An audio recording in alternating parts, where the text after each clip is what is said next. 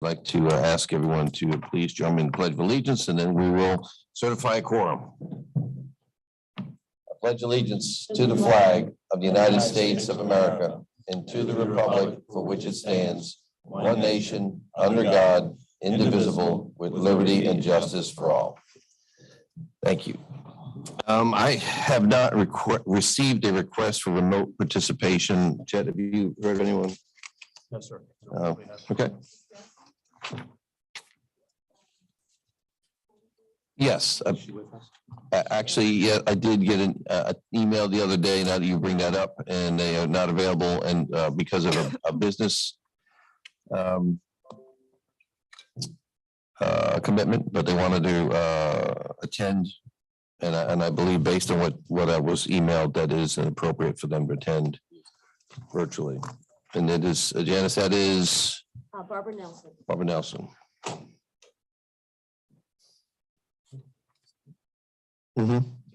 So the only thing I would say, because we have one remote participant, there's an action requested from this body to allow them to do that. And I have, like I said, I did get an email the other day with their request, and I believe it does fit the criterion for them to remotely participate. So I would entertain a motion from someone to allow them to do that. So moved, Mr. Chair. Motion's made, seconded. A discussion on the motion. Not seeing here discussion on the motion. All those in favor, signify by saying aye. Aye. Those ayes have it. Thank you. Consideration of amendments to the agenda. I think there's going to be one amendment to the fact that Vice Chair has a time crunch and he has to get out of here. So in order for us to be able to maintain a quorum, we're going to just shift the agenda around. Chet? Yes, sir. Thank you. Item B, committee reports, suggests a change to move item 1C, B1C, CVTA regional allocations to B1A, and then add an additional item to the agenda for a closed session for purposes of briefing the CVTA on a contractual matter involving the expenditure of public funds concerning the recruitment of the CVTA executive director. We'll just stand by on that. Janice, can you certify a quorum for us, please? Yes. Town of Ashland, Mr. Hodges. McCraw, Here. Charles City County, Mr. Atkins, Present. Ms. Russell. Chesterfield County, Chair Carroll. Here. Mr. Winslow. Richland County, Mr. Spoonhour. Here. Ms. Bassett.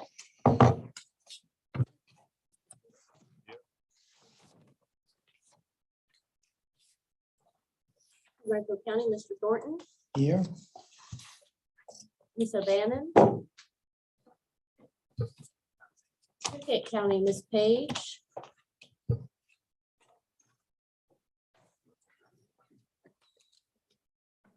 Powhatan County, Mr. Byerly. Here. Mr. McClung. Here. City of Richmond, Vice Chair Stoney. Here. House of Delegates, Delegate Robinson. Senate, Senator McClellan. Commonwealth Transportation Board, Mr. Brown. Capital Region Airport Commission, Mr. Miller. Present. GRTC, Ms. Adams. RMTA, Ms. Dean. Here. ERPT, Mr. Brule. Ms. Dubinsky. Here. EDOT, Mr. Britch. Mr. Totten. Here. Mr. Riblett. Here. Virginia Port Authority, Mr. Edwards. Ms. Vic. And Ms. Nelson. Present. Thank you. That concludes the roll call for attendance, and we do have a quorum. Thank you very much. Appreciate it. Can you repeat the amendments, please? Yes, sir. Happy to. Item B1C, CVTA regional allocations, suggested to move that up to B1A, and then to add a new agenda item directly after that for a closed session for the purposes of briefing the CVTA on a contractual matter involving the expenditure of public funds concerning the recruitment of the CVTA Executive Director. Entertain a motion to amend the agenda. So moved. Motion made and seconded. Any discussion on the motion to amend the agenda? Not seeing any discussion. All those in favor, signify by saying aye. Opposed? Ayes have it. Thank you. Now it comes to the portion of the meeting where we would have a public comment. If there is those in the audience that would like to make comments before the CVTA, now would be the time to do it. Or if there's anyone online that would like to speak before the body, now would be the appropriate time for that. Yeah, we'll get back to that. Is there anybody? Because I don't think there's anybody here. Is there anybody in the audience that would like to speak before the body? And not seeing anyone. Is there anyone online? I will then close the public comment period and just go back to everyone should have received a copy of the previous minutes. They should be also included in your packet. Does anybody have any questions about the previous minutes from the previous CVTA meeting? Then if there is no questions, I would entertain a motion to approve the minutes. So moved. Motion's made and seconded. Not seeing any discussion. All those in favor, signify by saying aye. Aye. Opposed? Ayes have it. Thank you very much. I'm going to skip the chairman's report. I'll reserve that for later, since I know that we are pressed for time. We're going to shift, I believe, the CVTA Finance Committee report around. That's what the amendment was. Mr. Parsons. Thank you, Mr. Chair. The amended agenda, we're now on the B1, was the old C, CVTA regional allocations. In your agenda packet, there's a two-sided spreadsheet printout that provides some detail for this agenda item. This is something that has gone through both the Technical Advisory Committee as well as the Finance Committee. In order to move forward, the commitments that this body has made over the past year for regional projects, if you recall, 30 projects in May were approved by the authority for expenditure of regional funds. In order to move those projects forward, we are now into the phase where we identify the actual year of expenditure, expected expenditure, and the shortfalls and ability to move those projects into PE right away and construction. So working through the TAC and the Finance Committee, what you see in front of you is the recommended outlay of funds for each of the projects that have been committed to by the authority. Both the TAC and the Finance Committee have recommended approval of this. The yellow sections, and I'll ask Mr. Bushing to clarify, the yellow sections that you see that are highlighted are the suggested updates that came out of the TAC in their recommendation to move this forward. We are confident as staff that this is the best scenario we have at this time to move these projects as expected. And I think just as another item of information, once this is approved and able to move forward, we will then be able to get into the SPAs and the agreements so that whether it's a VDOT administered project or a locally administered project, we have all the tools in place when localities or the state are ready to move those projects into actual construction and purchase of right of way. So the action requested today is to entertain a motion to approve the allocation scenario to advance the regional projects as presented. And Mr. Chair, this will be a roll call vote. Right.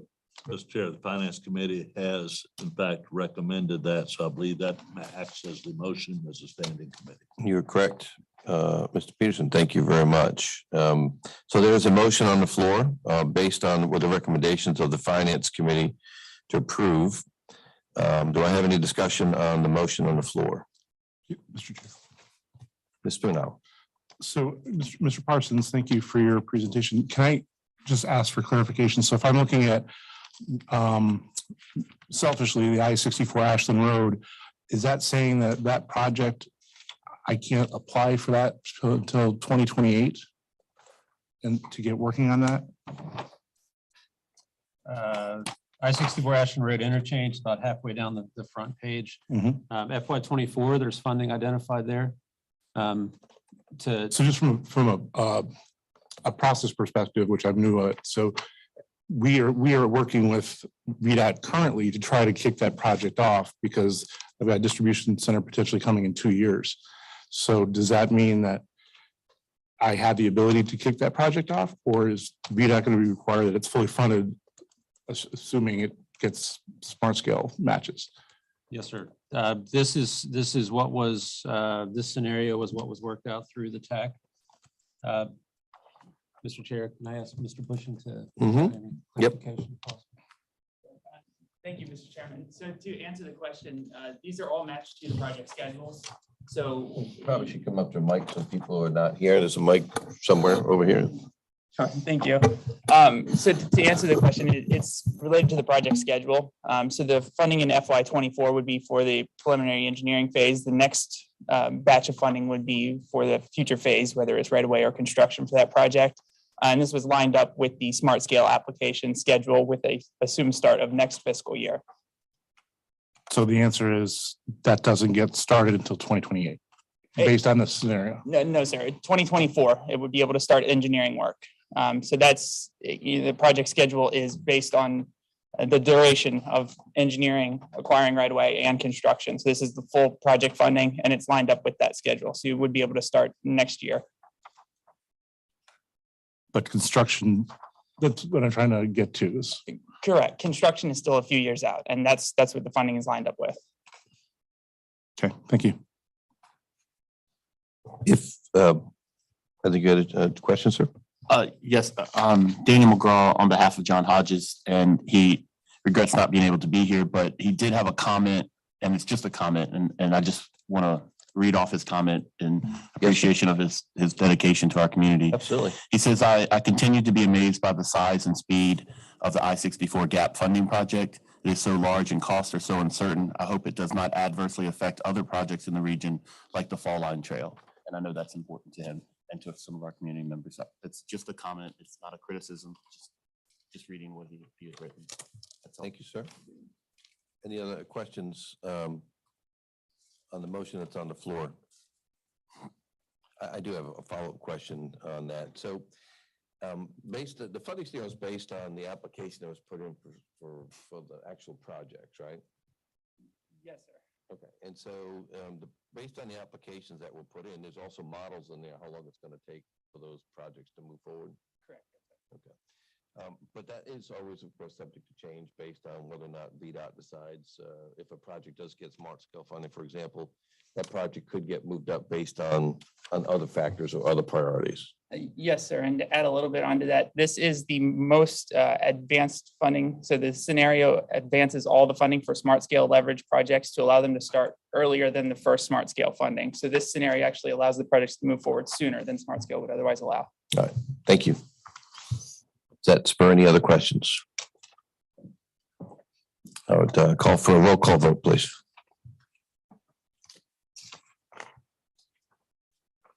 Dr. McGraw, Aye. Mr. Atkins, Aye. Chair Carroll, Aye. Chair Howard. Nay. Mr. Peterson, Aye. Mr. Thornton, Aye. Mr. Byerly, Aye. Vice Chair Stoney, Aye.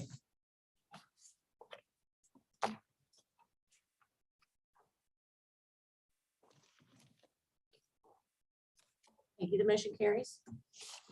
Thank you. One last comment on this. I will say that as we know, that there is flexibility built into what we do with the CVTA. And if for some reason in the future, a project scenario gets moved up, then this body has the opportunity to go back and look at that funding scenario and also look at how we're choosing to issue the money to achieve that objective. And I'm sure, as I've seen with the regional willingness to work together, that if there's something that needs to be adjusted, we will bring it before the membership to take a look at and certainly have a robust discussion and hopefully find a solution to make it work. Thank you. Next item. Okay. Make me put my glasses on, aren't you? All right, so we need, obviously, based on the next item on the agenda, we need to go into closed session as a discuss a contractual matter. And I'm going to ask if there is a motion. I'm going to read the motion. I move that the authority convene in closed session pursuant to Virginia Freedom of Information Act 2.2-3711A, Section 29, for the purposes of discussing a contractual matter involving the expenditure of public funds concerning the recruitment of the CVTA executive director, during which all recording of the meeting will cease. I would ask if there's a second to this motion. So moved. Thank you. There is a motion before us now that we go into closed session for the purposes of discussion of a contractual matter involving the expenditure of public funds concerning the recruitment of the CVTA executive director pursuant to the cited provisions of the Virginia Freedom of Information Act, during which all recordings of the meeting will cease. All those in favor of signify by saying aye. Those opposed indicate nay. And I do believe we need a roll call vote for this when we come out, right? So all those in favor signify by saying aye. Aye. Opposed? Nay. I would ask those who are not part of the CVTA to please leave the room.